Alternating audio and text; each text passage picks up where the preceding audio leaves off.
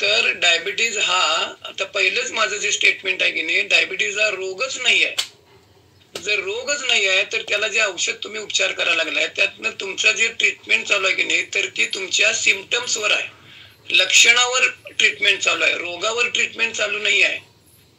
लक्षण काय? तुमच्या रक्तातली साखर वाढली, हे लक्षण आहे, तो रोग नाही आहे. लक्षात आलं? रक्तातली साखर वाढणं धोकादायक आहे, मग ती कमी करायला पाहिजे की नाही? नक्की कमी करायला पाहिजे. मग ती औषधानं होते, 100% होते.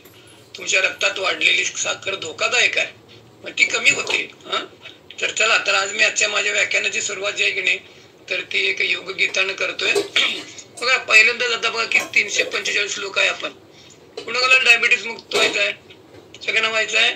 100% डायबिटीस मुक्त. पक्की गॅरंटी देतो मी तुम्हाला, पक्की गॅरंटी. आज कोण या नवीन जर कोण ऐकायला बसले असतील आणि जर तुम्हाला डायबिटीस असेल, लक्षात आलं, तर तुम्ही डायबिटीस पूर्णपणे मुक्त होऊ शकता. गोळ्या पूर्ण तुमच्या बंद होऊ शकतात.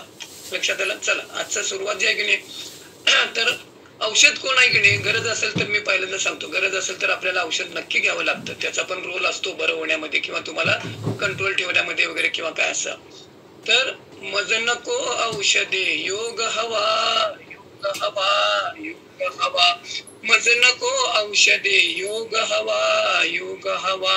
हा नव्या युगाचा मंत्र नवा, मंत्र नवा. मज नको औषधे, योग हवा. पण कोणाला पाहिजे का औषध? कोण आनंदानं औषध खातो काय? हे बघा, कुठली व्यक्ती पॅथी कुठली का असना, कोण आनंदानं कधी औषध खात नसतो. आपल्याला गरज असते, आवश्यकता असते, आपण घेतो. गरज असेल तर घ्या सुद्धा. बघा, आता व्याख्यानाचा विषय काय? मधुमेह निवारणार्थ योग. मग योग आहे की नाही, तर योगाचा अभ्यास बघा कसं. योगाचं कसा? योगात नित्य रमता, सुचते दुजे न काही, जीवनात योग जगता, बहुतोष मना होई. योगात नित्य रमता, सुचते दुजे न काही. तुम्हाला योगात एकदा नित्य रमला की नाही, दुसरं काय सुचायला नाही पाहिजे. मग तुम्हाला जर डायबिटीज मुक्त व्हायचं असेल तर योगात इतकं रमलं पाहिजे. आता योगात रमायचं म्हणजे ती साधना करायला पाहिजे, ते सगळं समजून घ्यायला पाहिजे, आचरणात आणायला पाहिजे. मग तुम्हाला योग उपयोगी पडणार आहे रोगमुक्तीसाठी. तर असल्यानंतर तर तुम्ही त्यातनं बाहेर पडणारच आहे, पण प्रिव्हेन्शन म्हणून पण उपयोगी पडणार आहे. औषध आपण रोग झाल्यानंतर उपचार करतो, योग प्रिव्हेन्शन म्हणून सुद्धा तुम्हाला उपयोगी पडतो. जगात आज कुठल्याही प्रकारचा, आज मेडिकल सायन्स एवढा ऍडव्हान्स आहे, कुठल्याही प्रकारचं औषध तुम्हाला रोग होऊ नये म्हणून असं कोणत्याही प्रकारचं जगात औषध नाहीये. प्रिव्हेन्शन म्हणून औषध नाही आहे. औषधाचा रोल असतो क्युअर, बरं करण्यासाठी असतो. झाल्यानंतर उपचार, व्हायच्या आधी आमच्याकडे या. योगामध्ये कितीतरी प्रक्रिया आहेत की तुम्ही जर पहिल्यापासून जर काम केला तर तुम्हाला होणार नाही. आणि जिवंत उदाहरण मी स्वतःच आहे. लक्षात आलं? वय वर्ष 68, कोणत्याही प्रकारचा प्रॉब्लेम नाही, कुठल्याही प्रकारचं औषध नाही. 87 फॅमिलीचं ब्रीदवाक्य काय? विना काठी विना लाठी, विदाऊट मेडिसिन 100 वर्ष. विदाऊट मेडिसिन, गरज असेल तिथं परत सांगतो, औषध आपल्याला घ्यावं लागतं, पण औषधाशिवाय पण आपण जगू शकतो. Your body hills you. तुमचं शरीरच तुम्हाला दुरुस्त करत असतं, पण हे शरीर दुरुस्त करायला, रिपेअर करायला आपण त्याला वेळ देत नसतो. लक्षात आलं? आता आपल्याला डायबिटीसचा बघा, आता रूट कॉज, मी डायरेक्ट विषयाकडे येतो. आता डायबिटीस कशामुळे होतो, काय होतो, हा सगळ्या जगाचा प्रॉब्लेम आहे. लक्षात आलं काय? प्रत्येक घरटी एक माणूस डायबिटीस आहे, प्रत्येक घरात एक डायबिटीसचा माणूस आहे. आता मॅडम सांगितले नाही 2030 साली वगैरे, तर हे सगळे आकडेवारी आहेत. भारताचा नाही, सगळ्या जगाचा प्रॉब्लेम आहे. आणि आपण काय, भारत जगात कॅपिटल आहे डायबिटीस मध्ये, जे नको तिथं आपण नंबर 1 मध्ये आलेलो आहोत बघा. लक्षात आलं? तर हा संपूर्ण जगाचा प्रॉब्लेम आहे डायबिटीस, मधुमेह. तर हा पहिल्यांदा सांगतो, हा रोगच नाही आहे. ब्लड प्रेशर हा रोग नाही, मधुमेह हा रोग नाही आहे, ते सिम्पटम आहे. आणि ट्रीटमेंट जी चालू आहे की मगाशी मी तुम्हाला सांगितलं, ती तुमच्या लक्षणावरती चालू आहे. आणि म्हणून ट्रीटमेंट, रक्तातली साखर वाढली ती फक्त कमी केली जाते, पण कशामुळे रक्तातली साखर वाढली त्याच्यावर काहीही काम चालू नाही. कशामुळे तुमचा रक्तदाब वाढतो त्याच्यावर काहीही काम चालू नाही. हा, रक्तदाब कमी होतो की नाही? होतो, नक्की कमी होतो. गोळी खाल्ल्यानंतर रक्तदाब कमी होतो, मग इमर्जन्सी आहे, गोळी घ्यावी पण लागते. पण त्या रोगाच्या मुळावर, रक्तदाबावर कुठं काम चालू आहे? रक्तदाब वाढवायचं तुम्ही काम करायला लागलाय, दिवसभर तुम्ही शुगर वाढवायचं काम करायला लागलाय. शुगर कशामुळे वाढते? तिकडे ते कुठेतरी मी बिनसाखरेचा चहा पितो, लाडू खात नाही, गोड खात नाही, तो एक पार्ट आहे त्यातला. लक्षात आलं काय? डायबिटीसचे लोक, मी नुसतं कौतुकानं सांगू नका, मी गोड खात नाही, मी बिनसाखरेचा चहा पितो, हा त्यातला फार छोटासा भाग आहे. साखर वाढण्याची कारण कितीतरी आहेत, लक्षात आलं काय? तिथं काय काम व्हायला गेलं काय? तिथं काहीच काम होत नाही. लक्षात आलं? आणि मग आपल्याला काय होते तर यातनं आपण बाहेर पडत नाही. तर याचं रूट कॉज आहे की नाही? रूट कॉज एकच आहे, insulin resistance is the root cause. आता what is this insulin resistance? लक्षात आलं काय? आता फक्त बघा, हे तुम्हाला सांगतो, इन्शुलिन रेजिस्टन्स हे फक्त डायबिटीज रूट कॉज असं नाही आहे. तुम्हाला महिला या कॉलवर भरपूर महिला, तुम्हाला जे पीसीओएस पाळीच्या तक्रारी असतात की नाही, तर त्याचं सुद्धा रूट कॉज इन्शुलिन रेजिस्टन्स आहे.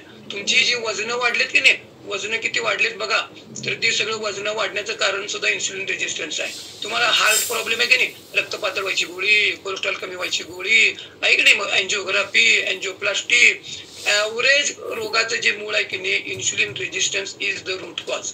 लक्षात आलं? आता इन्शुलिन तुम्हाला थोडक्यात सांगतो, हे रूट कॉज, त्याच्यावरच आपल्याला काम करायचं आहे. आता बघा, पहिल्यांदाच मी विचारतो, आता इथं काय हँड रेज करायची आवश्यकता नाही. कुणाकुणाला डायबिटीज आहे की नाही, त्यांनी प्रामाणिकपणे आपल्या मनाला विचारायचं, कधी तर तुम्हाला इन्शुलिन चेक करायला सांगितलं होतं काय हो? इन्शुलिन चेक करा, तुमचं इन्शुलिन रेजिस्टन्स किती आहे बघूया. आपल्या विचारा, तुमचे कधी इन्शुलिन चेक, तुम्हाला शुगर चेक करायला सांगतात, मग ती उपाशी पोटी करा, जेवल्यानंतर 2 तासानं करा, मग 3 महिन्याची करा, HbA1c करा. शुगर तुमची ट्रीटमेंट कशावर चालली आहे? साखरेवर चालली आहे. साखर वाढून द्यायची नाही.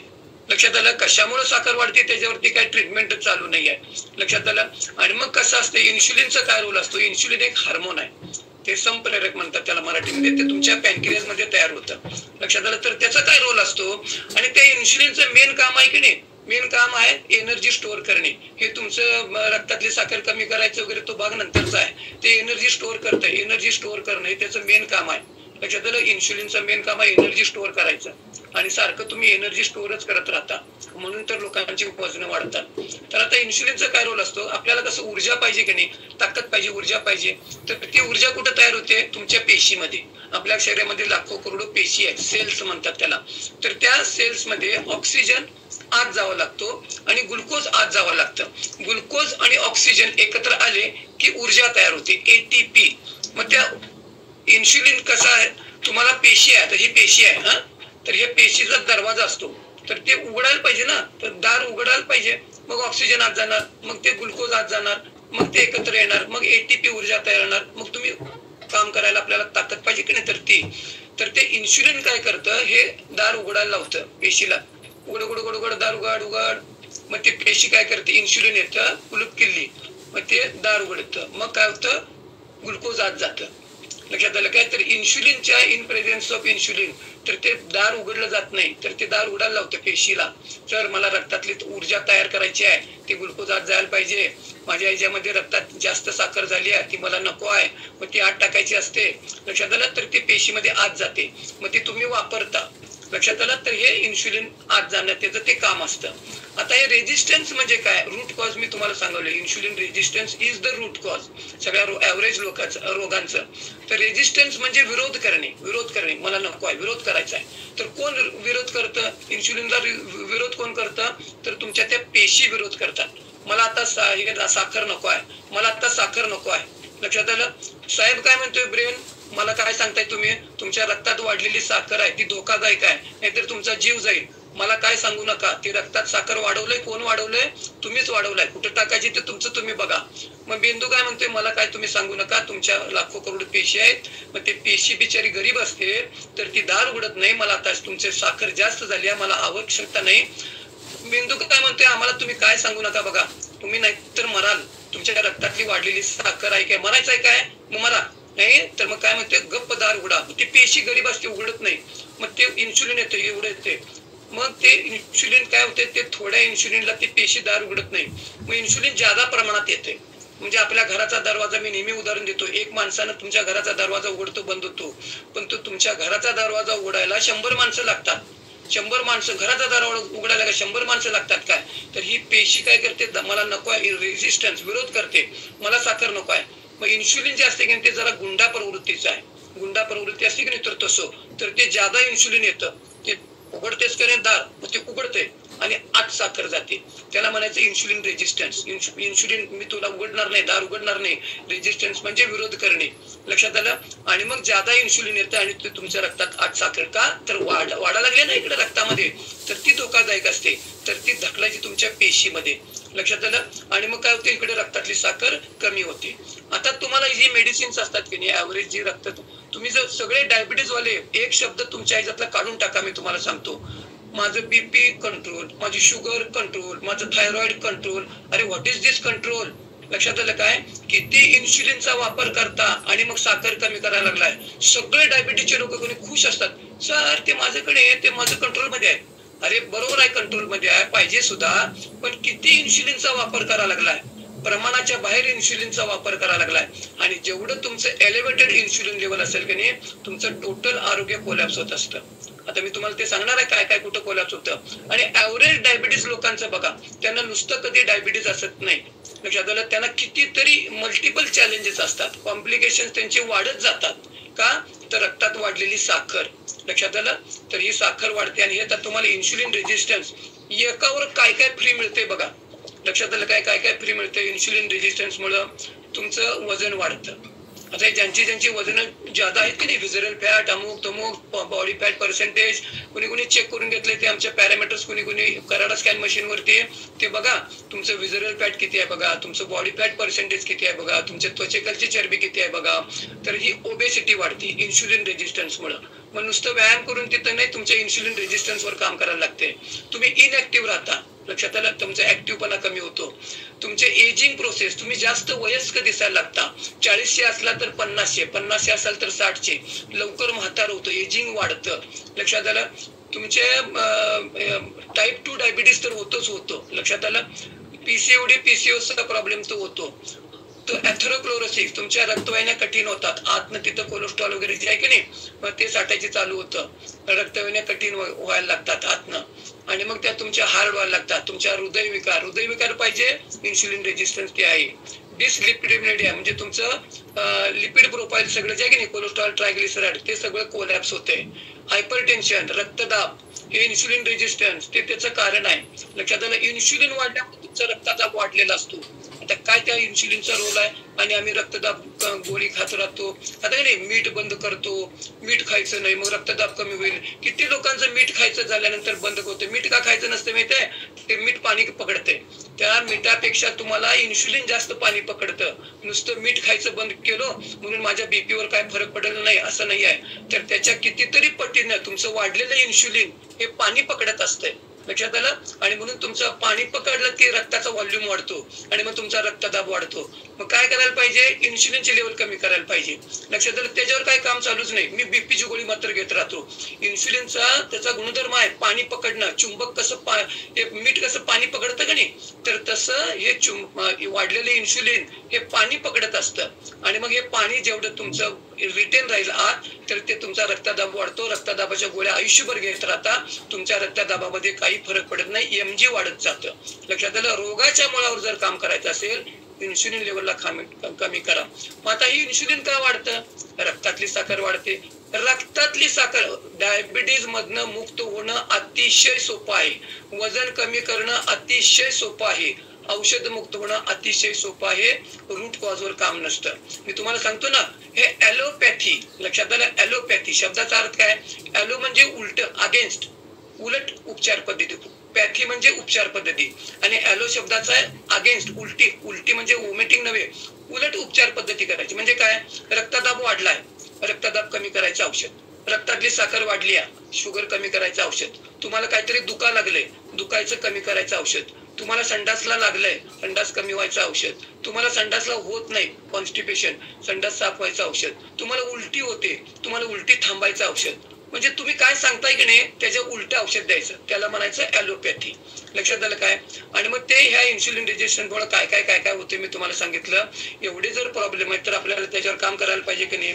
तर आता बघा, बर्निंग मोड मध्ये असते बॉडी, फॅट बर्निंग मोड मध्ये गेली पाहिजे. आणि त्या फॅट बर्निंग मोड मध्ये तुम्ही कधी बॉडीला घालवतच नाही. तुम्ही कायम शुगर बर्निंग मोड मध्येच बॉडी असते. लक्षात आलं.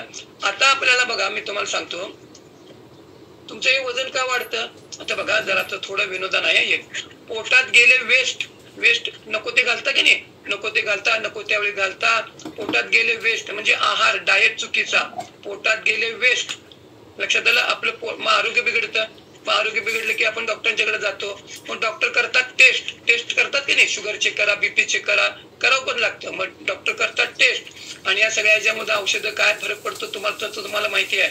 आणि या सगळ्या याच्यामध्ये पैसे होतात वेस्ट, पैसे वेस्ट होतात. वेस्टच व्हायला लागले की नाही बघा. मग औषध मुक्त व्हायला लागला की बघा किती वर्ष, किती 25-30 वर्ष 40 वर्ष डायबिटीजची ट्रीटमेंट चालूच आहे, कोलेस्ट्रॉलच्या गोळ्या चालूच आहेत. मग मुक्त व्हायला पाहिजे की नाही. मग या सगळ्या प्रोसेसमध्ये काय व्हायला लागलंय, तुमचे पैसे व्हायला लागलेत वेस्ट. लक्षात आलं. आणि म्हणून काय म्हणतो, तुम्हाला जर यातनं बाहेर पडायचं असेल की नाही तर शतायुषी फॅमिलीचा सल्ला सर्वात बेस्ट.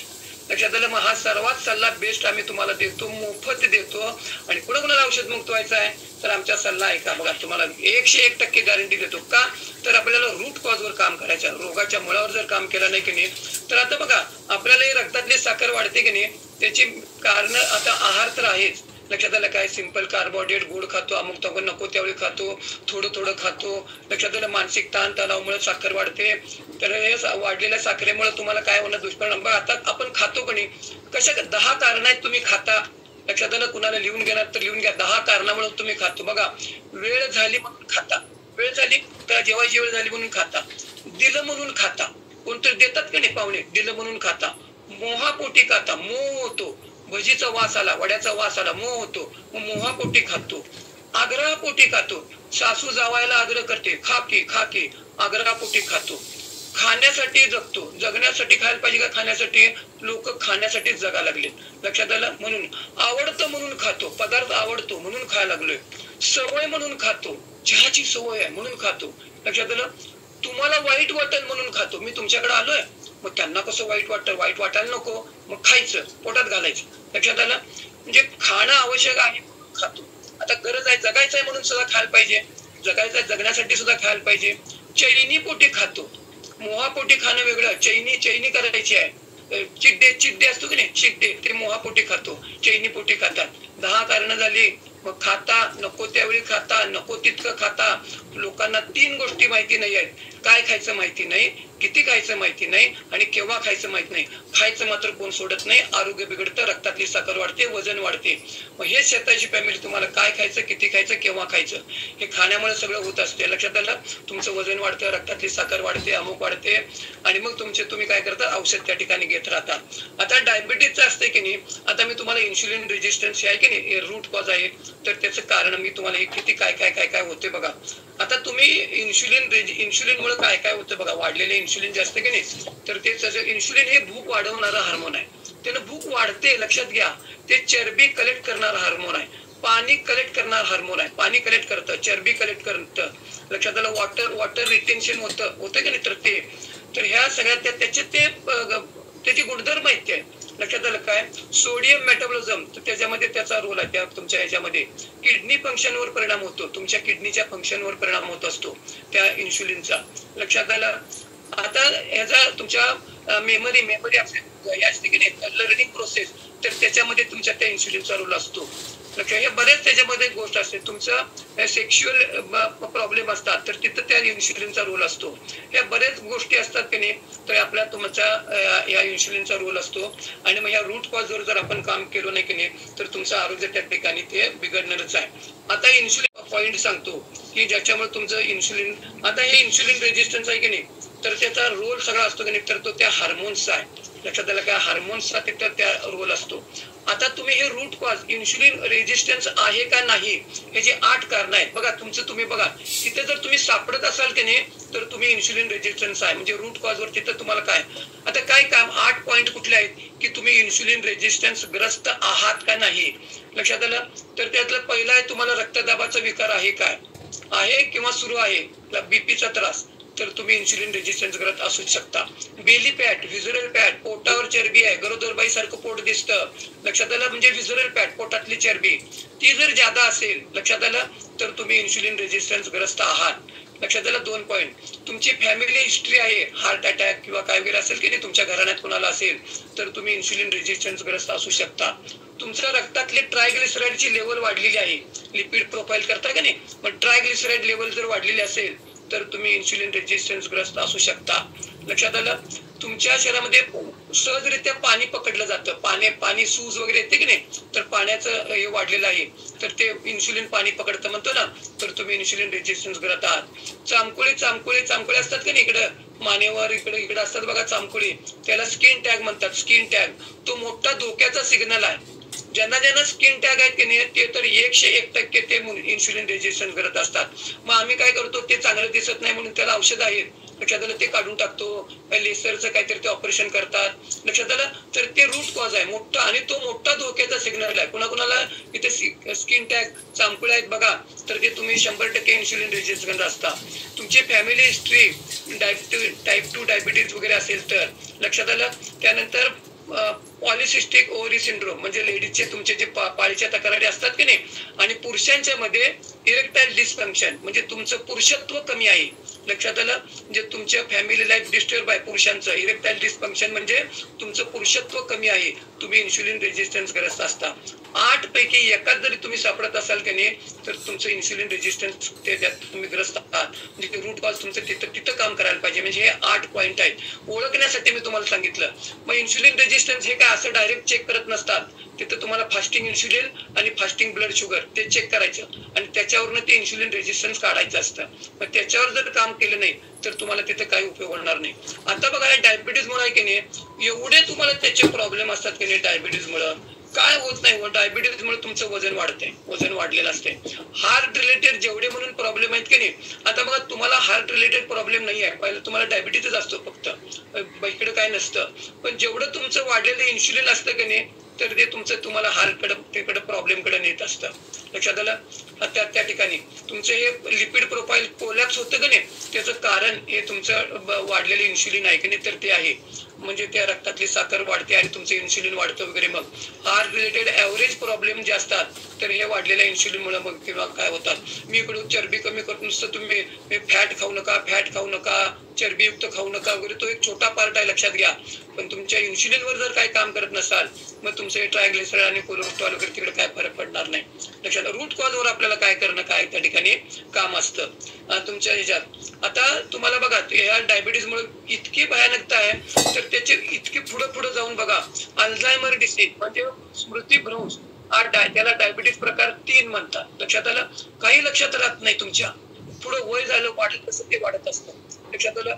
काही कळत नाही, बोलता तुम्ही असंबंधित बोलता, काय बोला बरळतो म्हणतो की आपण, काही कळतच नाही, काय पण बडबडा लागले म्हणतो बघा, तर ते पुढे लक्षात न राहणं वगैरे, तर त्याला डायबिटीज प्रकार 3 अल्झायमर. कोणाला पाहिजे अल्झायमर, आणि तिथं काही कळत नाही, लक्षात घ्या. असं माणूस बसून राहतो किंवा आणखीन काय घर सोडून गेला की त्याला काही कळत सुद्धा नाही, असं, तर ते तो अल्झायमर त्या ठिकाणी होत असतो. तुमचे सगळे किडनी रिलेटेड जे प्रॉब्लेम आहेत, डायबिटीजच्या माणसांचे 2 ऑर्गन इफेक्ट होतात, डोळे आणि किडनी. का, तर त्याचं मेन कारण आहे तुमच्या डोळ्याच्या आणि किडनीच्या ज्या ब्लड वेसल्स आहेत, तर त्या फार आपल्या केसापेक्षा बारीक असतात, आणि म्हणून ऍव्हरेज सगळ्या डायबिटीजच्या लोकांना डोळ्याच्या विकार असतात बघा, आणि किडनी रिलेटेड प्रॉब्लेम असतात. ते का, तर हे वाढलेले इन्सुलिन, आणि त्याच्यामुळे तुम्ही, आणि जी तुम्ही भरीतभर मेडिसिन्स घेता, लक्षात आलं, त्या औषधाकडे तर मी येणारच आहे, लक्षात आलं, त्याचा काय परिणाम असतो, तर हे वाढलेले इन्सुलिन मुळे किंवा काय रक्तातल्या वाढलेल्या साखरेमुळे हे सगळं त्या ठिकाणी डॅमेज होत असतं, लक्षात आलं. तर आता तुम्हाला मी हे रक्तात जी वाढलेली साखर असते की नाही, आता प्री डायबिटिक असतात. तुम्हाला प्री डायबिटिक म्हणजे डायबिटीजची पूर्वतयारी चालू असते, म्हणजे तुम्हाला औषधाची खरोखर गरज नसते प्री डायबिटिक मध्ये, पण तुमच्या रक्तातली साखर वाढलेली असते, पण औषधाची गरज नसते. जेवढं तुमच्या रक्तातली वाढलेली साखर तेवढं तुम्ही रोगग्रस्त असता. म्हणून बघा, मी नेहमी सांगतो, डायबिटीजच्या लोकांना इतर कॉम्प्लिकेशन्स का असतात, औषध घेऊन सुद्धा त्यांची साखर ही कंट्रोल मध्ये नसते, तर एलिव्हेटेड शुगर लेवल, तर हे साखर जे असते की नाही, हे साखर तुमच्या रोगाला, सगळ्या रोगाला कारण आहे, इतर रोगाला सुद्धा. तुमचं पोट बिघडलं, तुमचं आणखीन काय वजन वाढलं, कॅन्सरचं मोठं कारण साखर जे आहे की नाही, साखर, ग्लुकोज साखर, तर ही कॅन्सरच्या पेशीचं खाद्य आहे. जेवढं त्याला साखर मिळेल की नाही, तर त्या कॅन्सरच्या पेशी फोपावतात, वाढतात, लक्षात आलं. आणि म्हणून मग कॅन्सर होण्याची मोठा तो धोका असतो, तर ते ज्यांची साखर वाढलेली असते की नाही किंवा काय, तर त्याचा तर तो आहे भाग. तुम्हाला पोटाच्या ज्या तक्रारी असतात बघा, पोट बिघडलं, अमुक बिघडलं, तर ते रक्तात वाढलेली साखर, तर ती साखर जी असते की नाही, तर बघा तुमचा बीपी वाढतो किंवा तुम्हाला हार्ट रिलेटेड प्रॉब्लेम असतात, तुमच्या रक्तवाहिन्या अशा बारीक बारीक होतात की नाही, मग हृदयाला तुमच्या रक्तपुरवठा कमी होतो, मग ते ब्लॉकेजेस वगैरे होतात, तुमच्या ब्रेनला रक्तपुरवठा कमी होतो, मेंदूला रक्तपुरवठा कमी, त्या तिकडे जाणाऱ्या मेंदूकडे जाणाऱ्या रक्तवाहिन्या, हृदयाकडे जाणाऱ्या रक्तवाहिन्या, तर त्याचं इनर डायमीटर जे असतं की नाही, तर ते बारीक बारीक बारीक बारीक असं व्हायला लागतं का, तर तिथं आपल्या इथं काय असतं, ह्या आत जे असतं की नाही इंडोथेलियल लेअर म्हणतात, तिथं नायट्रिक ऑक्साईड तयार होत असतं. नायट्रिक ऑक्साईड हा एक गॅस आहे, तर तो तिथं तयार होत असतो आणि तो तयार जर होत असेल की नाही तर तुमच्या ब्लड वेसल्स अशा इंटॅक्ट राहतात, म्हणजे त्याचं इनर डायमीटर ते कमी होत नसतं.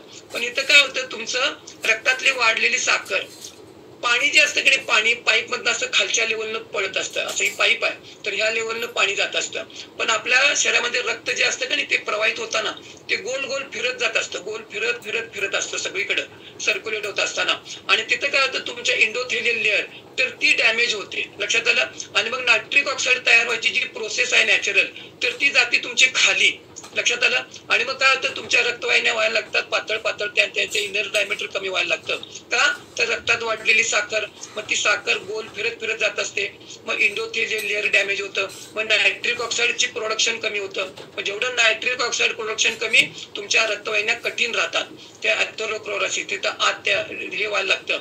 आणि मग काय होतं, हृदयाला रक्तपुरवठा कमी, ब्रेनला रक्तपुरवठा कमी, मग ब्रेनला रक्तपुरवठा कमी मग पॅरालिसिस, हृदयाला रक्तपुरवठा कमी मग हार्टचा प्रॉब्लेम, मग अँजिओग्राफी, मग अँजिओप्लास्टी, लक्षात आलं. म्हणून आपल्याला रूट कॉज वर जे काम करायला पाहिजे की नाही, तर हे रक्तातली वाढलेली जी साखर असते कुठे कुठे तुम्हाला काय काय डॅमेज करते, तर या बऱ्याच ठिकाणी जेवढी साखर वाढेल बघा, तर आता त्याचा आपल्याला उपाय करायला पाहिजे की नाही, तर तुम्हाला रक्तात मी साखर डायबिटीज मुक्त होणं इतकं सोपं आहे, रक्तातली वाढलेली साखर वाढून द्यायची नाही. आता ते काम कुठं करायचं असतंय, तर तुमच्या गटवर काम करायचं असते. तुम्हाला वजन कमी करायचं आहे, वर्क ऑन युअर गट. तुम्हाला डायबिटीस मुक्त व्हायचं आहे, वर्क ऑन युअर गट. तुम्हाला रोग मुक्त व्हायचा आहे, वर्क ऑन युअर गट. लक्षात आलं, गट म्हणजे तुमची आतडी, लहान आतडं, मोठं आतडं, त्याच्यावर काही कामच चालू नाही. तुमच्या रक्तातली साखर कमी कोण करणार, शॉर्ट चेन फॅटी ऍसिड. तुमचं वजन कोण कमी करणार, शॉर्ट चेन फॅटी ऍसिड. ते कुठं तयार होतंय, ते गटमध्ये तयार होतंय. ते कसं तयार होतंय, तुमचे चांगले बॅक्टेरिया पाहिजे, तुमचे चांगले बॅक्टेरिया संख्या वाढली पाहिजे, ते चांगले बॅक्टेरिया तुमचे स्ट्रॉंग पाहिजेत. आमचे बॅक्टेरिया तुमचे आपल्या शरीरामध्ये तुमची इम्युनिटी, रोगप्रतिकारक शक्ती ती कशामुळे कमी, तुमचे चांगले बॅक्टेरियांची संख्या कमी व्हायला लागल्या, तुमच्या गटमध्ये असतात, लक्षात गेलं. आणि ते संख्या अनहेल्दी लाईफस्टाईल, टोटल आपली लाईफस्टाईल जी आहे ती अनहेल्दी आहे.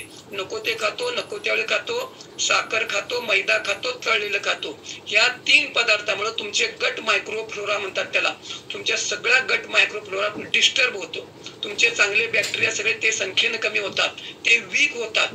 जेवढं तुमचे हे चांगले बॅक्टेरिया, गुड बॅक्टेरिया असतात संख्येनं कमी, जेवढे ते वीक असतील तेवढं तुमचं आरोग्य मायनस मध्ये असतं, लक्षात आलं. मग तुम्ही अँटीबायोटिक औषधं घेता गरज असेल तर अँटीबायोटिक घ्यावं पण लागतं, मग त्याच्यामुळे तुमचे ते चांगले बॅक्टेरिया कमी होतात. हे साखर, मैदा, तळलेले पदार्थ, त्याच्यामुळे हे unhealthy fast food, junk food खातो आम्ही, तर त्याच्यामुळे तुमचे ते चांगले बॅक्टेरिया कमी होतात, लक्षात आलं. तुम्ही ताण तणाव, जेवढं तणावग्रस्त राहाल त्याच्यामुळे त्याच्यावर त्याचा परिणाम होत असतो. मग आपल्याला जर तुम्हाला रोगाच्या मुळावर जर काम करायचं आहे तर वर्क ऑन युअर गट, हे शॉर्ट चेन फॅटी ऍसिड कसे तयार होणार या शतायुषी फॅमिलीमध्ये तुम्हाला गाईड केलं जाईल, परफेक्ट गाईड केलं जाईल. रोगाच्या मुळावर आपल्याला काम करायचं आहे, तिथं काम करायचं आहे. तुमच्या आता बघा, रक्तातली साखर कोण वाढवतंय, तुमची लिव्हर वाढवतंय. रक्तातली साखर कमी कोण करतंय, तुमचं लिव्हर करतंय. So work on your liver. लिव्हरवर काय काम करतो आम्ही, प्रचंड अन्याय तुमच्या लिव्हरवर करत असता.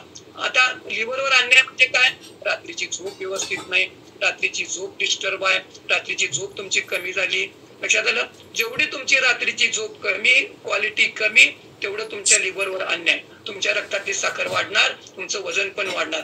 वजन कमी करायचं आहे, वर्क ऑन लिव्हर.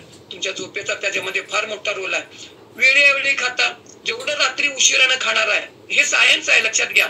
जेवढं तुम्ही रात्री उशिरानं खाणार आहे तुमच्या लिव्हरवरती अन्याय आहे. शेवटी लिव्हरवरच काम करायचं आहे. साखर तो बाबाच कमी करणार आहे, साखर तुमच्या वाढवणार आहे, कमी करणार आहे तोच, लिव्हरच करणार आहे, लक्षात आलं. मग तुम्ही जेवढं वेळानं खाता पिता तुमच्या लिव्हरच्या कामाला तुम्ही मदतच करत नाही. त्याचं काम असतं तुमचं डिटॉक्सिफिकेशनचं काम, न्यूट्रिशन ऍब्सॉर्ब करायचं काम, लक्षात आलं. हे सगळं काम आणि ते सगळं रात्री चालतं. मग जेवढं तुम्ही रात्री वेळाने हे सगळं सायन्स तुम्हाला इथे शताशी फॅमिलीमध्ये सगळं उद्यापासून रोज 7:15 7 वाजल्यापासून आमचं ते चालू होतं. मॅडम तुम्हाला नंतर सांगणार आहे. नॉलेज घ्या. शेवटी आरोग्य कुणाचं आहे? तुमचं आहे. चांगलं कुणाचं ठेवायला पाहिजे? तुम्हीच. कुठून पण नॉलेज घ्या, समजून घ्या, कळलं नाही तर विचारा आणि मग त्याच्यावरती आपल्याला काम करणं आवश्यक असते. तर या डायबिटीजच्या रूट कॉजवर त्या ठिकाणी काही काम होत नाही. तर आपल्याला त्याचे बरेच दुष्परिणाम आहेत. किडनीवरती, डोळ्यावरती, हे टिंगलिंग, मुंग्या येतात वगैरे आहे की नाही. डायबिटीजच्या लोकांचे बघा, अंगठा काढला, पाय काढला, कुठून काढला, गँग्रीन वगैरे होतं. ही प्रोसेस आहे. नंतर तुम्ही इन्शुलिन तुम्हाला ज्यादा द्यावं लागतं, गोळ्यांचा उपयोग होत नाही. लक्षात आलं. आता त्याच्यात काय होतं तुम्हाला सांगतो. इन्शुलिन काय होत असतंय, तर इन्शुलिन तुम्हाला त्या गोळ्या असतात ना, टॅबलेट, की त्यानं तुम्ही पॅनक्रियाजला आपण कापड कसं पिळतो. आता बघा मी तुम्हाला ऍक्शन दाखवतो. त्या वेगळ्या वेगळ्या गोळ्यांची ऍक्शन असते. आता हे बघा, हे पॅनक्रियाज आहे, हे कापड म्हणजे पॅनक्रियाज. त्या गोळ्यांची ऍक्शन असते बघा. पॅनक्रियाजला पिळून पिळून इन्शुलिन जास्त, असं मी ऍक्शन करालो ना, तर हे पॅनक्रियाजला पिळलं जातं जिथे इन्शुलिन त्या बीटा सेल्स असतात आणि इन्शुलिन तयार करायला लावलं जातं ज्यादा. लक्षात आलं काय? का त्या गोळ्यांची वेगळ्या वेगळ्या गोळ्या असतात, तर त्याची ऍक्शन असते. मग ज्यादा इन्शुलिन का? रेजिस्टन्स पेशी करायला, मग ज्यादा इन्शुलिन पाहिजे. लक्षात आलं. तर ही ट्रीटमेंटच जी आहे की नाही रक्तातली, ते तुम्हाला डायबिटीस प्रकार 2 आहे. मी तर 1 बद्दल काही बोलत नाही. तर डायबिटीस प्रकार 2 मध्ये वाढलेलं इन्शुलिनच तुम्हाला, रक्तात वाढलेली साखर, ते इन्शुलिन वाढवायचं आणि रक्तातली साखर कमी करायची. ही जी ट्रीटमेंट आहे की नाही, तर हीच उलटी आहे. लक्षात आलं काय? किती इन्शुलिनचा वापर तुम्ही करता आणि रक्तातली साखर कमी करता आणि मग तुम्ही खुश असता. तर जेवढं इन्शुलिन वाढलेलं तेवढं तुम्हाला ते हानिकारक असतं का नाही. आणि मग ही वेगळ्या वेगळ्या त्या ड्रगची त्या ठिकाणी त्याचे मग साईड इफेक्ट किडनीवरती आणि लिव्हरवरती, तर संपूर्ण बॉडीवर होत असतात आणि किडनीवर, लिव्हरवरती तर प्रचंड त्या ठिकाणी होत असतात. आणि म्हणून का त्या औषधाच्या ह्याच्यातनं बाहेर पडायला पाहिजे. आता मी तुम्हाला बेसिक जो ड्रग आहे की नाही, आता हे जे या रोगाची इतकी भयानकता आहे. तुम्हाला कुठला रोग, डायबिटीजमुळे सगळे रोग होतात. आता बघा तुम्हाला सांगतो, डायबिटीज तुम्हाला, कोलेस्ट्रॉल तुम्हाला चालू आहे. आता उलट सांगतो, तुम्हाला आता डायबिटीज नाही आहे, डायबिटीज तुम्हाला नाही आहे. तुम्हाला कोलेस्ट्रॉल कमी व्हायची गोळी असते, ती दिलेली असते. त्या कोलेस्ट्रॉल गोळीचा साईड इफेक्ट असतो. तुमच्या रक्तातल्या पॅनक्रियाज मधल्या ज्या बीटा सेल्स आहेत, तर त्यांचा गळा दाबला जातो. तिथं तुम्हाला तिथं साईड इफेक्ट होतो. ते इन्शुलिन तयार करायच्या पेशी, त्यांचं काम कमी केलं जातं. तुम्हाला नसला तरी डायबिटीज होण्याची शक्यता असते. आता डायबिटीज नाही, पण कोलेस्ट्रॉल कमी व्हायची गोळी चालू आहे. लक्षात आलं. मग तर नसला तरी डायबिटीज होण्याची दाट शक्यता असते. तर त्या असं, तर तो ह्या गोष्टी समजून घ्या. आता बघा, मला डायबिटीज पण आहे आणि कोलेस्ट्रॉल व्हायची गोळी कमी पण करायचं, पण ते पण चालू आहे. आता कसं दोन्ही उलट सुलट होते बघा. इकडे तुम्ही काय करायलाय, डायबिटीजच्या गोळ्यामध्ये इन्शुलिन ज्यादा तयार करायला लावा लागलाय पॅनक्रियाच्या बीटा सेल्सला, आणि इकडे कोलेस्ट्रॉल कमी व्हायचं गोळीचं तिचा साईड इफेक्ट काय, तर त्याचा तो गळाच दाबला जातो. म्हणजे इन्शुलिन तयार करायच्या पेशींची संख्या कमी करायचं काम कोलेस्ट्रॉल कमी करतो. कोलेस्ट्रॉलच्या गोळीचा साईड इफेक्ट लक्षात आलं. ॲट्रोस्टॅटिन, स्टॅटिनचा जो ग्रुप आहे की नाही, तर त्या गोळीचा. म्हणजे इकडे इन्शुलिन तयार करायला पण औषधामुळे लावायला, आणि एका औषधामुळे तुम्हाला कोलेस्ट्रॉल कमी करायचं औषध काय करायला, त्या बीटा सेल्सचा गळा दाबा लागले. म्हणजे कसं उलट सुलट होते बघा. मग त्या रुतत तुम्ही त्या रोगाच्या ह्याच्यामध्ये रुतत जाता. लक्षात आलं. आता तुम्हाला या औषधांची भयानकता सांगतो. मेटफॉर्मिन हे औषध प्रत्येक डायबिटीजच्या माणसाला असते. सुरुवात त्यांना 250 mg, मग 500 mg, मग 1000 mg, आणि मग तुम्हाला जी गोळी असते की नाही, त्यात कॉम्बिनेशन मध्ये बघा मेटफॉर्मिन ऍव्हरेज त्याच्यात असतंच. तर ह्या मेटफॉर्मिनचं वजन कमी होतं, त्यानं अनहेल्दी वेट लॉस होतो मेटफॉर्मिनचा. त्याचा काही लोक मूर्खासारखं, डायबिटीज नाही लक्षात आलं, वजन कमी करायला मेटफॉर्मिन घेतात. लक्षात आलं. मूर्ख पण आहे, रक्तातली साखर कमी होते, असं काही करू नका. लक्षात आलं. तुमचं ॲनिमिक कंडिशन, मेटफॉर्मिन औषधामुळे तुमच्या ॲनिमिक कंडिशन होते, तुमचं हिमोग्लोबिन कमी राहतं. लक्षात आलं. B12 ऍब्सॉर्प्शन कमी होतं. मग B12 कमी झाल्यामुळे त्याचे प्रॉब्लेम वेगळे. लक्षात आलं. टिंगलिंग, अमुक तमुक वगैरे, B12 कमी, आणि ऍव्हरेज लोकांचं B12 त्या ठिकाणी कमी राहतं. नर्व डॅमेज होतात. लक्षात घ्या. हे स्टमक पेन, पोटात वगैरे दुखतं की नाही, तर ते मेटफॉर्मिनचा तुम्हाला त्याच्यामध्ये साईड इफेक्ट आहे. लिव्हरचं तर मी तुम्हाला सांगितलं, लिव्हरच्या तर प्रचंड त्याच्यावर परिणाम होतच असतो. लक्षात आलं. तुमच्या ही मेटफॉर्मिनचे बघा, तुम्हाला व्हिटॅमिन डी डिफिशियन्सी सांगितलं, पोट अपसेट होतं, फटीग होतं, डिझिनेस. लक्षात आलं. तुम्हाला युरिनला, हे वेगवेगळे जे औषध असतात. आता तुम्हाला आणखीन, आता त्या सगळ्या काय मला त्या वेळेत बसवता येणार नाही आहे. आता बघा, तुम्हाला सल्फॉन्युरोलेज म्हणून एक औषध असतं पॅनक्रियाज मध्ये, त्याचा पण रोल असतो. लक्षात आलं. तर त्याचा काय रोल असतो, पॅनक्रियाजचं इन्शुलिनचं प्रोडक्शन वाढवलं जातं तिथं सुद्धा. लक्षात आलं. तिथं सुद्धा, आणि मग तिथं तुम्हाला त्या ह्याच्या साईड इफेक्ट त्याच्यात होतं, इन्शुलिन ज्यादा तयार करायला लागतं त्या सल्फॉन्युरोज, तिथं सुद्धा त्याचं होतं. नंतर डायोझोन म्हणून एक औषध असतं, त्याचं पण ऍक्शन असतं. तर तिथं काय होतं, तुमचे रिसेप्टर चरबीच्या पेशी असतात की नाही, त्याचे रिसेप्टर ते जे ओपन केले जातात, रक्तात वाढलेली साखर ढकलायची आत, वजन वाढतं. तर त्या औषधाचा साईड इफेक्ट आहे. लक्षात आलं? थायोझिलोडायझोन डायझिनझोन, तर ते औषध आहे. तर त्याचे काय होतं, फॅट सेल्स त्यांचे तुम्हाला काय होतं, त्याचे रिसेप्टर म्हणजे त्या आत चरबी, त्या आत ढकलायची इकडे साखर, मग तुमचं वजन वाढतं. लक्षात आलं? म्हणून डायबिटीसच्या लोकांचं ॲव्हरेज वजन वगैरे असतात की नाही, तर हे असे वेगळ्या वेगळ्या म्हणजे तुमच्या ह्या सगळ्या औषधांचा काय रोल असतो, वाढलेली रक्तातली साखर आत ढकलायला लागते आणि मग तुमचं वजन, बाकीचे प्रॉब्लेम होतात की नाही. तर या प्रचंड त्यांच्या औषधांचे आपल्याला साईड इफेक्ट असतात वगैरे, आणि मग तुम्हाला गँग्रीन वगैरे पुढे जे होत जातं की नाही, तर त्याचा रोल त्या ठिकाणी असतो. मग आपल्याला या रूट कॉजवर किती काम करायला पाहिजे लक्षात घ्या, तुमच्या गटवर काम करायला पाहिजे. आणि मग एक एक आपण जर तुम्ही काम केला नाही की नाही, तुमचे बघा तुमच्या बीटा सेल्स असतात की नाही, तर त्या वीक व्हायला लागतात. जेवढं तुम्ही इन्शुलिन तयार करायला लागतात त्या दमतात, थकतात नंतर, आणि मग त्या बीटा सेल्स वीक होतात, त्यांची संख्या कमी व्हायला लागते, काम करून करून त्या दमतात ना, आणि मग शेवटी काय होतं, तुम्हाला इन्शुलिन वरनं इन्शुलिन टोचावं लागतं. बघा लक्षात आलं, वरनं इन्शुलिन. मग जेवढं परत इन्शुलिन का, तर रक्तातली वाढलेली साखर कमी करायचं काम कोण करणार, इन्शुलिन करणार. पण रक्तातल्या साखरेवर का वाढतं, तिथं काय काम चालू आहे काय, तर तिथं काय काम चालूच नसतं. लक्षात आलं? मग तुमचं ते युरिक ऍसिड वाढतं वगैरे ते, आणि मी तिकडे काय आता जात नाही, हे सगळे कॉम्प्लिकेशन्स वाढत जातात. तर आपल्याला रोगाच्या मुळावर जे काम करायला पाहिजे की नाही, तर ते काय त्या ठिकाणी केलं जात नाही. आणि मग जे वाढलेले साखर वाढल्यामुळे तुमचे बाकी सगळे तुमच्या पांढऱ्या पेशी, बघा पांढऱ्या पेशी जास्त, इम्युनिटी तुमची लो होते. तुमची पांढऱ्या पेशींचं जे काम असतं की नाही, तर ते त्या पांढऱ्या पेशी तुमच्या तेवढ्या काम करू शकत नाही. म्हणजे तो मेसेज जो असतो की नाही, तर तो मेसेज त्या पांढऱ्या पेशींच्या पर्यंत पोहोचतच नाही. तुमच्या रक्तात वाढलेली जी साखर असते की नाही, तर त्याचा रोल असतो. तर म्हणजे एखादं हे असतं, मिलिटरी असते बघा, हे असतात की नाही सैन्य, तर त्याला जर कॅप्टनचं आक्रमण म्हणून जर त्याला ऑर्डर मिळालीच नाही, तर ते सैन्य ऍक्शन करू शकत नाही. तर तुमच्या ही इम्युनिटी जी असते की नाही, रक्तात वाढलेली साखर, तुमच्या पांढऱ्या पेशी जे तुम्हाला संरक्षणासाठी उपयोगी पडतात, तर त्या पांढऱ्या पेशींच्या पर्यंत मेसेजच जात नाही तुमचं काम करा म्हणून. का, तर रक्तात वाढलेल्या साखरेमुळं, आणि म्हणून तुमची इम्युनिटी लो राहते. जरा काय फरक पडला तर तुमच्या त्या पांढऱ्या पेशींचं काम त्या ठिकाणी व्यवस्थित होत नसतं. ते असे बरेच वेगळे त्या ठिकाणी हे असतात. आणि म्हणून आपल्याला तुम्हाला डिप्रेशन, अमुक तमुक वगैरे आहे की नाही, हे सगळे साईड इफेक्ट आहेत. मग या एवढे जर सगळ्या औषधाचे साईड इफेक्ट आहेत, रक्तात वाढलेल्या साखरेचे साईड इफेक्ट आहेत, लक्षात आलं आपलं. बाकी पण तुम्हाला हार्ट रिलेटेड प्रॉब्लेम होतात, तुम्हाला पीसीओडी महिलांना ते प्रॉब्लेम होतात. लक्षात आलं?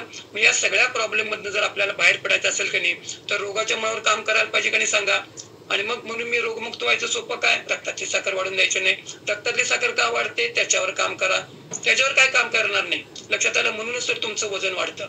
वजन कमी करायला जास्त व्यायाम करावा लागत नाही. एक, रक्तातली साखर वाढून देऊ नका. डायबिटीस मुक्त रक्तातली साखर वाढून देऊ नका. मग ती तुमचे ताणतणावामुळे सुद्धा रक्तातली साखर वाढते. जेवढं तुम्ही तणावग्रस्त राहणार, तेवढं तुमचं कार्टिसोल वाढतं. कार्टिसोल वाढलं की इन्शुलिन वाढतं. कार्टिसोल वाढलं की तुम्हाला भूक वाढते. लक्षात आलं? हे सगळं ते इंटरकनेक्टेड असतं. लक्षात आलं काय? आणि म्हणून रोगाच्या मुळावर काम. मग आता इथं योगाचा रोल काय, उपाय पाहिजे ना आपल्याला, उपचार. मधुमेह निवारणार्थ योग. आता मी खाण्यावर नियंत्रण सांगितलं नाही, हे मगाशी किती 10 कारणं सांगितली आपण खातो, हे नियंत्रण राहत नाही. योग साधना तुम्ही करायला लागला की नॅचरल कंट्रोल येतो. आता योगामध्ये कसं असतंय, आसन आहे, प्राणायाम आहे, त्याच्यामध्ये शुद्धिक्रिया आहेत. लक्षात आलं? ते ऍज अ ट्रीटमेंट म्हणून तुम्हाला उपयोग. योगा ऍज अ थेरपी, उपचार पद्धती कितीतरी रिसर्च झालेला आहे. लक्षात आलं? आणि मग तुम्हाला बघा वजन कमी करायचं आहे, आता कपालभाती एक शुद्धिक्रिया आहे. लक्षात आलं? त्यानं तुमचं टोटल मेटाबॉलिझम वाढतं. तुमचं वजन कमी करायला, तुमचं वजन कमी केल्यानंतर मेंटेन ठेवायला, मेटाबॉलिझम कमी असतं, चयापचय म्हणतात त्याला, तर ते मेटाबॉलिझम वाढतं कपालभातीमुळे. मग गायडन्स खाली जर तुम्ही कपालभाती शिकून घेतला तर तुमचं वजन पण कमी होईल, तुमच्या डायबिटीस वरती पण हे होईल. मग त्याच्यामध्ये बरीच आसनं आहेत, मग पोटावर दाब येणारी, धनुरासन आहे, बरीच वेगवेगळी आसनं आहेत, ताण दाब पीळ येणारी आसनं आहेत. तर त्याचा उपयोग असतो का, तर तुमच्या पोटात पचन शक्ती तुमची वाढली पाहिजे, डायजेशन ऍब्सॉर्प्शन झालं पाहिजे, तर ते व्यवस्थित होण्यासाठी तिथं योगाचा उपयोग होतो. तुम्हाला आता मानसिक ताणतणाव, टेन्शन, कुठल्याही प्रकारचं औषध मनापर्यंत पोहोचत नाही. तुम्हाला ताण मुक्त करण्यासाठी औषधाचा रोल नसतो. योगातल्या कितीतरी प्रक्रिया आहेत. मग त्याच्यामध्ये ओंकार जप आहे, योग निद्रा आहे. दर बुधवारी आपण अनिल सर घेतात बघा योग निद्रा, मग त्याचा रोल आहे. प्राणायामाचा रोल आहे. उजवी नाकपुडी बंद करून डावीने श्वास घ्यायचा, अनुलोम विलोम आहे. म्हणजे तुमच्या मनावर काम करणे, ताणतणावरती काम करणं. योगाचा प्रचंड मोठा रोल आहे. योगातल्या कितीतरी प्रक्रिया मनापर्यंत पोहोचतात. जे स्ट्रेस मधनं मुक्त व्हायचं आहे, औषधानं तुम्ही स्ट्रेस मुक्त होऊ शकत नाही, लक्षात घ्या. आणि कोणत्याही प्रकारचं औषध मनापर्यंत पोहोचत नाही, पॅथी कुठली का असना. योगातल्या कितीतरी प्रक्रिया, मग तुम्ही तणावग्रस्त राहता. आता आयुष्यामध्ये आपल्याला काही तणाव असणारच आहे, मग ते ताण सहन करण्याची तुमची शरीराची, तुमच्या मनाची ताकद वाढते, की ज्याच्यामुळे तुम्हाला त्या ताण जरी असला तरी त्याला तुम्हाला ऍडव्हर्स इफेक्ट होत नाही. का? तुमच्या शरीराची, तुमच्या मनाची ताकद वाढते. तुम्ही योग साधना जर करत असाल तर, लक्षात आलं. मग तुम्हाला त्याचा साईड इफेक्ट होत नाही. म्हणून झाल्यानंतर सुद्धा तुम्हाला आणि व्हायच्या आधी सुद्धा योग त्या ठिकाणी उपयोगी पडतो. तर हे गायडन्स खाली करणं महत्वाचं असतं. या योगातल्या सगळ्या ज्या प्रक्रिया आहेत की नाही, आणि आमची 87 फॅमिली तुम्हाला एक नंबर तज्ञ लोक आहेत तिथं गायडन्स करणारे.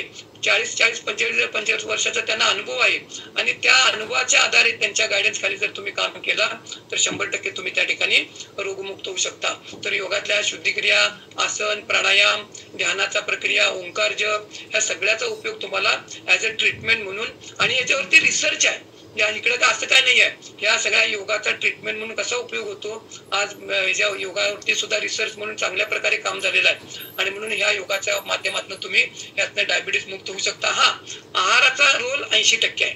न्यूट्रिशनल डिफिशियन्सी, कमतरता, लक्षात आलं. आता क्रोमियमचा रोल असतो. आता क्रोमियम एक मिनरल आहे. आता डायबिटीस कमी करायचा आहे तुम्हाला, इन्शुलिनचा इन प्रेझेन्सचा, बाबा साधं एक उदाहरण देतो मी तुम्हाला.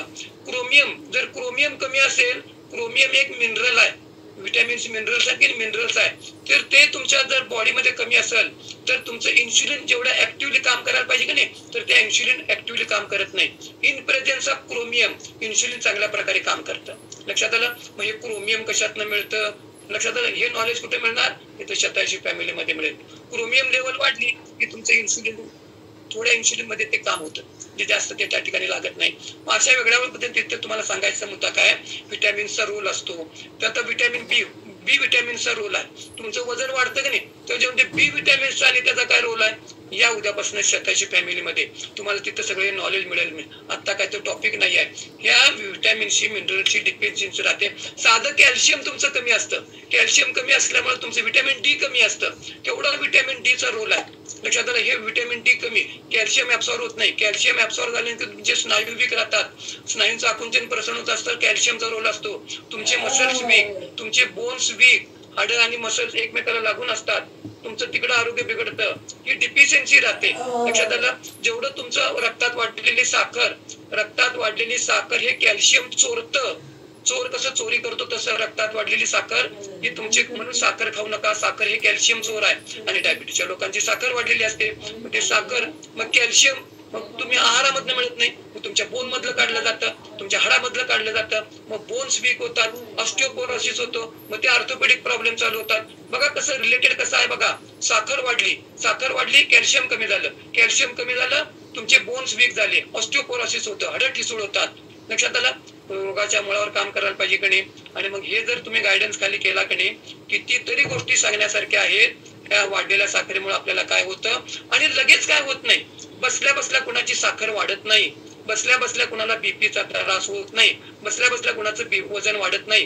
प्री डायबिटिक तुम्ही 10 वर्ष, 15 वर्ष, 20 वर्ष, 25 वर्ष तुम्ही प्री डायबिटिक मध्ये असता, काही औषधांची गरज नसते. आणि डॉक्टर बघा, आपण असंच कधी ब्लड चेक करायला जात नाही. तुम्हाला काहीतरी प्रॉब्लेम झालेला असतो, तेव्हा डॉक्टर तुम्हाला सांगतात जरा शुगर चेक करू, आणि तिथं ते डिटेक्ट होते. लक्षात आलं. तुम्हाला काहीच माहिती, मग आपण म्हणतो अरे अशी कशी माझी शुगर वाढली, अचानक कशी वाढली. अचानक काही होत नसतं. तुम्हाला हार्टचा सुद्धा प्रॉब्लेम होतो की नाही, हे ब्लॉकेज वगैरे होतात, वेळोवेळी शरीर तुम्हाला सिग्नल देत असतं. आणि हे जे सिग्नल आहेत की नाही, हे त्याची लक्षणं जे आहेत की नाही, तुम्हाला ताण लागते, वरचीवर युरिनला लागतं, लक्षात आलं, तुम्हाला सारखी भूक लागते, तर हे सगळे त्याची लक्षणं असतात तुम्हाला डायबिटीसचे वगैरे. आणि आता हे तुम्हाला डायबिटीस नाही की नाही, तुम्हाला काय सांगितलं, 45 मिनिट्स ऑफ वॉक, 45 मिनिट चालल्यानंतर फक्त तुमच्या साखरेवर परिणाम होतो. लक्षात आलं.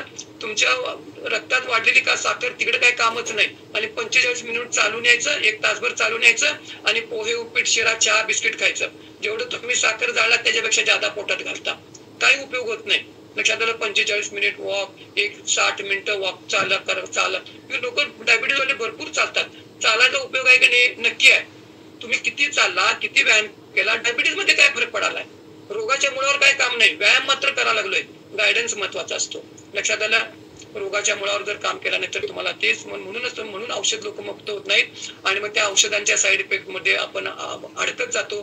चिखलात, राडीत, दलदलीत कसं आपण रुतत जातो. मग त्याने कोणत्या प्रकारचं असू दे, मी परत सांगतो, गरज असेल तिथं तुम्हाला नक्की औषधोपचार करावा लागतो. पण औषधाशिवाय आपल्याला कसं बरं व्हायचं आणि त्या औषध मुक्त कसं व्हायचं. 87 फॅमिलीचं ब्रीद वाक्यच आहे, विना काठी विना लाठी विदाउट मेडिसिन 100 वर्ष. तर कुणाकुणाला मेडिसिन फिरवायचं आहे, डायबिटीस मुक्त व्हायचं आहे. बघा, ज्यांनी तुम्हाला आज इथं या कॉलवर बोलवलेलं आहे, ज्यांच्याकडनं तुम्हाला लिंक मिळालेली आहे, मी तुम्हाला पक्की गॅरंटी देतो, गायडन्स खाली, मात्र योग्य त्या गायडन्स खाली जर तुम्ही काम केला, diabetes it's a total reversible disease. पूर्णपणे it's a not a progressive disease. लक्षात आलं. एकदा झाला की ते तुम्हाला तुमच्या बरोबर जाणार वगैरे. याच्यावरती इतकं रिसर्च आहे, आता लेटेस्ट रिसर्च आहे, ते तुमच्यापर्यंत येतं का नाही येतं, माहिती कुठून घ्यायची. शेवटी बघा, आरोग्य तुमचं आहे, तुम्हाला कुठून माहिती मिळते की नाही तिथं तुम्ही काम करा. आणि तुम्हाला 87 फॅमिलीमध्ये आमच्याकडे डॉक्टर मंडळी आहेत, तज्ञ लोक आहेत, तुम्हाला गायडन्स मिळेल. काही जर शंका असेल ना तर ती विचारा, तुम्हाला कळलं नाही तर. Low glycaemic index, low glycaemic load, आहार वाढतो की नाही, तुमच्या रक्तात त्याच्यावर काम करावं लागतं. कितीतरी गोष्टी आहेत. आणि मग त्या ह्याच्यावर जर काम केलं की नाही तर आपल्याला 100% तुम्ही त्या ठिकाणी औषध मुक्त त्या ठिकाणी होत असतात. मग हे काय औषध मुक्त व्हायचं, कुठे यायचं, कोण शिकवणार. कुठे माझ्याकडे तुम्हाला कोल्हापूरला यायला पाहिजे, सुजाता गाड मॅडम कडे हुपरीला जायला पाहिजे नाही. तुमच्या घरात बसून मग कसं शिकायचं, कोण शिकवणार ते तुम्हाला सांगते. व्हायचं औषध मुक्त, तो welcome to 87 family. Okay madam.